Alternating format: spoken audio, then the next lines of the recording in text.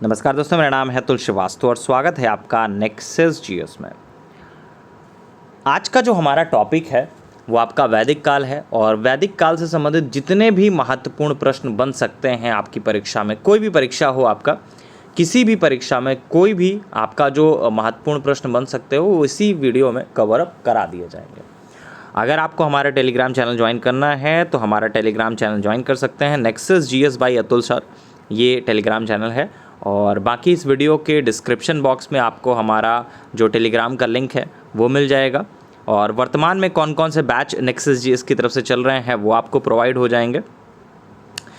2015 से आपका nexus GS online संस्था जो है लगातार चल रही है। चलिए शुरुआत कर देते हैं। तो सबसे पहले हम लोग बात करेंगे निष्क या निशाका से। तो ऋग्वैदिक काल में निष्क जो है गले में पहनाए जाने वाला एक प्रकार का हार था। साथ ही निष्क वैदिक काल में विनिमय का एक माध्यम भी था। तो पूछा जाता है ऋग्वैदिक काल में निष्क जो है किस अंग का आभूषण था? तो गले का आभूषण था ये। प्राचीन भारत में निशाका किसे कहा जाता था? तो स्वर्ण आभूषण को कहा जाता था। नेक्स्ट है बुगाच कोई के बारे में बात करें तो बुगाच कोई महत्वपूर्ण क्यों है? देखिए, एशिया माइनर स्थित बुगाच कोई से 14वीं शताब्दी ईसा पूर्व के अभिलेख में ऋग्वैदिक काल के देवताओं का उल्लेख मिलता है। इससे ज्ञात होता है कि वैदिक आर्य ईरान से होकर ही भारत आए थे। तो पूछा जाता है कि बुगाच कोई महत्वपूर्ण क्यों है? तो यहाँ से प्राप्त अभिलेखों में वैदिक देवी और देवताओं के नाम का उल्लेख प्राप्त होता है, इस वजह से फेमस है। नेक्स्ट है, अगर हम लोग ईरान से भारत के आर्यों के आने की सूचना के बारे में बात करें तो बाल गंगाधर तिलक जो थे, इन्होंने आर्यों के आदेश के बारे में लिखा है, आने के बारे में लिखा है। नेक्स्ट है शतपथ ब्राह्मण के बारे में बात करते हैं। देखिए, आर्यों के पूर्व दिशा की ओर प्रसार के विषय में शतपथ ब्राह्मण में वर्णित विदेह माधव की आख्यायिका जो है उल्लेखनीय है। इसके अनुसार राजा विदेह माधव से संबंधित ऋषि जो है गौतम राहुगुण थे। पूछा जाता है कि शतपथ ब्राह्मण में उल्लिखित जो राजा विदेह थे माधव, इनसे संबंधित ऋषि कौन थे? तो ऋषि गौतम राहुगढ़ थे। नेक्स्ट है गोत्र शब्द के बारे में बात करें तो गोत्र शब्द का सबसे पहले उल्लेख ऋग्वेद में हुआ था। गोत्र शब्द का मूल अर्थ होता है गोष्ठ अथवा वह स्थान जहां समूचे कुल का गोधन पाला जाता है। अक्सर पूछा भी जाता है कि गोत्र शब्द का सर्वप्रथम प्रयोग कहाँ पे हुआ था? तो ऋग्वेद में हुआ था। नेक्स्ट है पूर्व वैदिक आर्यों के धर्म के बारे में बात करें तो पूर्व वैदिक आर्यों का जो धर्म था मुख्यतः प्रकृति पूजा और यज्ञ पर आधारित था। भक्ति तथा मूर्ति पूजा पर उदय जो है मौर्योत्तर काल में हुआ था। नेक्स्ट है लड़ाई के बारे में बात करें तो दशराज्य युद्ध, मतलब 10 राजाओं का युद्ध, ये परुष्णी नदी के तट पर लड़ा गया था, जिसमें भरत के राजा सुदास की विजय हुई थी। अक्सर पूछा जाता है कि जो आपका प्रसिद्ध 10 राजाओं का युद्ध हुआ था वो किस नदी के तट पर लड़ा गया था? तो ये आपका परुष्णी नदी के तट पर लड़ा गया था। जीविकोपार्जन के बारे में बात करें तो प्राचीन काल में आर्यों के जो जीविकोपार्जन का मुख्य साधन था वो कृषि था। आर्य जो थे संस्कृति मूलतः पशुपालक और कृषक जो है संस्कृति रही है। ऋग्वेद में कई मंत्रों में कृषि तथा उसके कार्यपालकों का वर्णन है। अच्छी कृषि के लिए वर्षा की कामना की गई तथा पशुओं को चराने और पालने का अनेक स्थलों पर वर्णन है। उत्तर वैदिक काल तो कृषि प्रधान संस्कृति ही कहा जा सकता है। तो पूछा जाता है कि प्राचीन काल में आर्यों के जीविकोपार्जन का जो मुख्य साधन था वो क्या था? तो आपका कृषि हुआ करता था।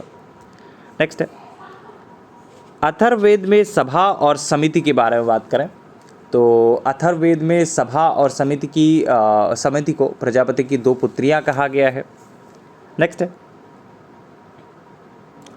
है ऋग्वेद के बारे में बात करें तो ऋग्वेद जो धर्म था, ऋग्वेद तो प्रथम दृष्टया हमें बहुदेववाद के दर्शन होते हैं। आर्य जो है विभिन्न देवताओं के अस्तित्व में विश्वास करते थे। मुख्यतः तो वैदिक देवताओं के 3 वर्ग हैं, एक आकाश के देवता, एक है अंतरिक्ष के देवता, एक है पृथ्वी के देवता। इन देवताओं की संस्तुति करते समय वैदिक ऋषि जब किसी देवता की संस्तुति करते थे तो इसे ही प्रमुख या सर्वश्रेष्ठ देवता कहते हैं। इसे एकेश्वरवाद भी कहा जाता है। इसके अलावा ऋग्वेद में एक सत विप्रा बहुधा वदंती कहकर एक एकेश्वरवाद का भी समर्थन किया गया है। ऋग्वेद के एकेश्वरवाद में अद्वैतवाद, सर्वदेवतावाद और बहुदेवतावाद की दृष्टि समाहित है, किंतु वेदों का एक देवतादार आधुनिक ईश्वरवाद के स्वरूप से अलग है। तो ऋग्वैदिक धर्म जो था वो क्या था, बहुदेववादी हुआ करता था। नेक्स्ट है, ऋग्वेद में सर्वाधिक संख्या के बारे में बात करें तो ऋग्वेद में इंद्र का वर्णन सर्वाधिक प्रतापी देवता के रूप में किया जाता है। इसमें करीब 250 सूक्त जो है समर्पित हैं और यह ऋग्वेद काल में सर्वाधिक लोकप्रिय देवता था। इंद्र को आर्यों का युद्ध नेता कहा गया है तथा वर्षा का देवता माना जाता है। ऋग्वेद में अग्नि को करीब 200 सूक्त समर्पित हैं और वह इस काल के दूसरे सर्वाधिक महत्वपूर्ण देवता रहे हैं। तो जैसा कि लिखा हुआ है कि आपका ऋग्वेद में सर्वाधिक संख्या में मंत्र इंद्र तथा दूसरे नंबर पर अग्नि को समर्पित है। देखिए एक लाइन में ही आपको बहुत सारी चीज़ें जो है वो आपका यहाँ पे मिल जाएंगी। जो नेक्सस जीएस की क्लास होगी वो आपका इसी तरह से होती कि बहुत ही संक्षिप्त में आपको उन सारे पॉइंट्स को बताया जाता है जहाँ से प्रश्न बनने की संभावना सबसे ज़्यादा रहती है और एक ही लाइन में आपका कई प्रश्न जो है समाहित हो जाते हैं। नेक्स्ट है, इंद्र के बारे में बात करें तो ऋग्वेद में युद्ध देवता समझा जाता था इंद्र को। नेक्स्ट है, ऋग्वेद के बारे में बात करें तो ऋग्वेद में सर्वाधिक संख्या में मंत्र जो है इंद्र को समर्पित हैं। नेक्स्ट है, आप गायत्री मंत्र के बारे में बात करें तो गायत्री मंत्र जो है ऋग्वेद में उल्लिखित है। इसके रचनाकार विश्वामित्र हैं। यह सूर्य देवता को समर्पित है और ऋग्वेद के तृतीय मंडल में उल्लिखित है। तो नेक्स्ट पॉइंट है, सर्ग प्रतिसर्ग के बारे में बात करें तो सर्ग प्रतिसर्ग वंश, मनवंतर और वंशानुचरित पुराण के संकेतक हैं। पुराणों की संख्या 18 है। पुराणों की रचना लोमहर्ष तथा उनके पुत्र जो है उग्रश्रवा द्वारा की गई थी। तो पुराणों में 5 प्रकार के विषयों का वर्णन प्राप्त होता है और उसमें आपका सर्ग, प्रतिसर्ग, वंश, मनवंतर तथा वंशानुचरित है।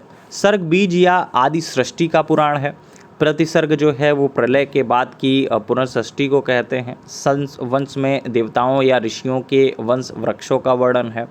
मनवंतर में कल्प के महायुगों का वर्णन है और वंशानुचरित पुराणों के वे अंग हैं जिनके राजवंश की तालिकाएं दी हुई हैं और राजनीतिक अवस्थाओं, कक्षाओं तथा घटनाओं के वर्णन है। तो देखिए इसी तरह से क्लास में पढ़ाई जाती हैं चीज़ें। आपको समझाया बहुत कुछ जाएगा, लिखाया बहुत लिमिटेड जाएगा। जब आप रिवीजन करोगे तो आपके पास बहुत संक्षिप्त डाटा रहेगा कि आप बहुत आराम से रिवाइज कर सकते हो। हमारी क्लास में पीडीएफ वगैरह नहीं प्रोवाइड किया जाता, आपको पर्टिकुलर लिखाया जाता है जिससे कि आप ज़्यादा से ज़्यादा लिखें, जिससे आपकी ज़्यादा से ज़्यादा प्रैक्टिस हो सके। नेक्स्ट है, पुराणों की संख्या के बारे में हम लोगों ने बात कर ही ली है। पुराणों की संख्या जो है वो 18 है। जय संहिता के बारे में बात करें तो महाभारत के प्रारंभिक रचना काल में 8800 श्लोक थे और इसे जय संहिता के नाम से जाना जाता था। महाभारत का दूसरा जो संस्करण है भरत था, जिसमें श्लोकों की संख्या 24,000 थी। वर्तमान महाभारत में 1 लाख श्लोक प्राप्त हैं। यह इसका अंतिम संस्करण है, जिसे शतसहस्त्री संहिता या फिर महाभारत कहा गया है।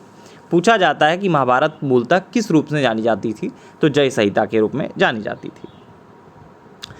सत्यमेव जयते के बारे में बात करें तो सत्यमेव जयते शब्द जो है मुंडकोपनिषद से लिया गया है। इसका मतलब होता है सत्य की ही विजय होती है। भारत के राज्य चिन्ह पर भी अंकित है। पूछा जाता है अक्सर कि सत्यमेव जयते शब्द कहाँ से लिया गया है, तो मुंडकोपनिषद से लिया गया है।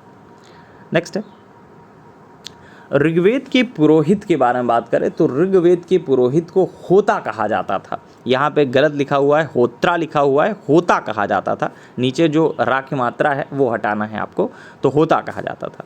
नेक्स्ट है, अघन्या के बारे में बात करें तो ऋग्वैदिक काल में गायों को अघन्या कहा जाता था और गायों महत्वपूर्ण संपत्ति भी समझी जाती थी। नेक्स्ट है, उपाध्याय के बारे में बात करें तो वैदिक काल में आपका जो जीविकोपार्जन हेतु वेद वेदांग पढ़ाने वाला जो अध्यापक था वो आपका उपाध्याय कहलाता था। तो ये रहा कुल मिलाकर आपका वैदिक संस्कृति से संबंधित जितने भी प्रश्न बन सकते हैं आपके एग्जामिनेशन में। ठीक है, आप इसके बाद सॉल्व करके देखेंगे जितने भी प्रश्न बन सकते हैं आपके एग्जामिनेशन में, वो लगभग से सारे के सारे कवर अप करा दिए गए हैं। चलिए फिलहाल के लिए इतना ही। Thank you so much.